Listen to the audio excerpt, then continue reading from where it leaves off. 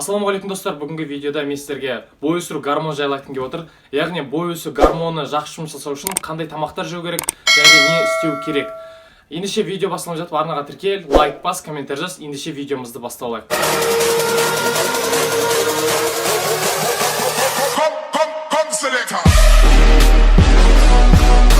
Гормон росты негізде кез келген адамда бар.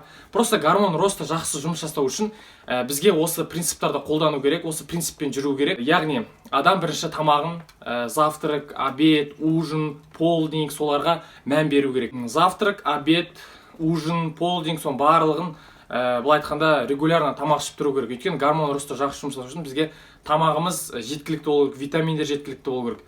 Яғни питанияға мән беру керек, уақытылы тамақ ішіп тұру керек. Және де 10 сағаттан 11 сағатқа дейін ұйықтау керек. 10-11 сағат ұйықтау керек. Бой өсу үшін. Ал бойды өсіргілеріңіз келмесе, наоборот, 7-8 сағат жеткілікті болады. Ал егер де бойларың өссін десең, 10-11 сағаттан ұйықтау керек. Өйткені мен бұрын өзім сол 12 сағаттан, 13 сағаттан ұйықтаған кезде менің бойым өте жақсы өскен.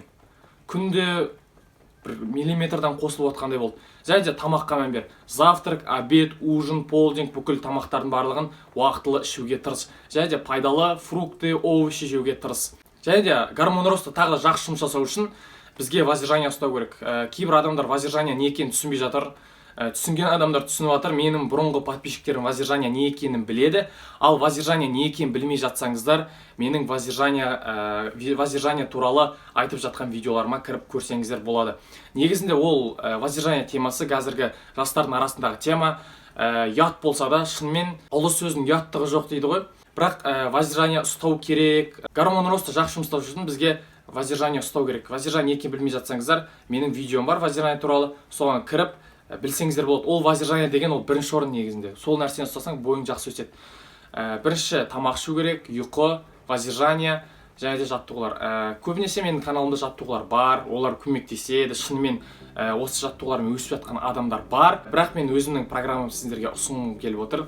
Мен бой өсіру программасын қазіргі Инстаграмда сатып жатырмын. Уже қазір 83 клиент бар. 1750 теңгеден 19 жасқа дейін сатып жатырмын. 19-дан асқан адамдар болса, уже 2250 теңгеге сатып жатырмын.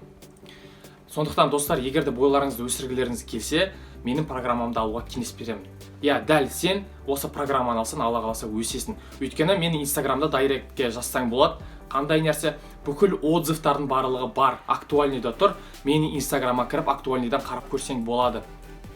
Сояқтан мен бүкіл отзывтар бар, адамдарға шынымен көмектесіп жатыр. Сояқтан бой өсіру программасын алуға кеңес беремін. Әлі күнге дейін алмай жүрсен, сол бой өсіру программасын алуға. Ояқта жаттығулар өзгешелеу. Питания бар, кеңестер бар, пайдалы нәрселер бар. В общем, сояқта барлығы бар. Сол үшін бой өсіру программасын сатуға саған кеңес беремін. Тағы да бой өсіруге арналған факторлардың бірі ол нерв. Стресс, нервы. Мысалы, күнделікті өмірде бізде нервный срывтар болады. Өзіміз жынданып, ашуланып жүру мүмкінбіз. Там бір нәрсе ауыр көтеріп, стрессқа түсіп, шаршап жүру мүмкінбіз да, морально шаршау мүмкінбіз. Негізінде осы адамның морально шаршауының өзі әсер етеді, бойдың өспеуіне әсер етеді да. Сенің бойың өспей жатқан себебі сол может нервдан болуы мүмкін. Өйткені адам көп жындана беретін болса, адамда стрессқа түсе беретін болса көп, адамның бой өсу гормоны нашар жұмыс жасайды. Адамның бой өсу гормоны жақсы жұмыс жасау үшін нервы, стресс, жаңағыдай ұрыс-керіс, жылау деген сияқты нәрселер болмау керек та. Сол кезде адамның гормон ростасы жақсы жұмыс жасайды. Сондықтан нервы, стресс, біреумен ұрысып қалу, ренжісіп қалу, біреуді көре алмағандай іште бір моральный шаршау болмау керек. Сол сенің бойың өспеуіне кедергі жасап жатыр деп айта аламын.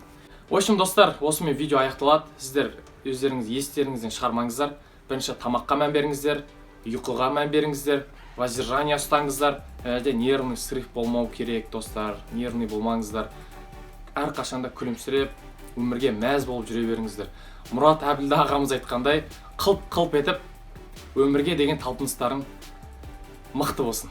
Ендеше видеомызға лайк басыңыздар, арнаға тіркеліңіздер. Ендеше видеомызды аяқтаймыз. Аман сау болыңыздар.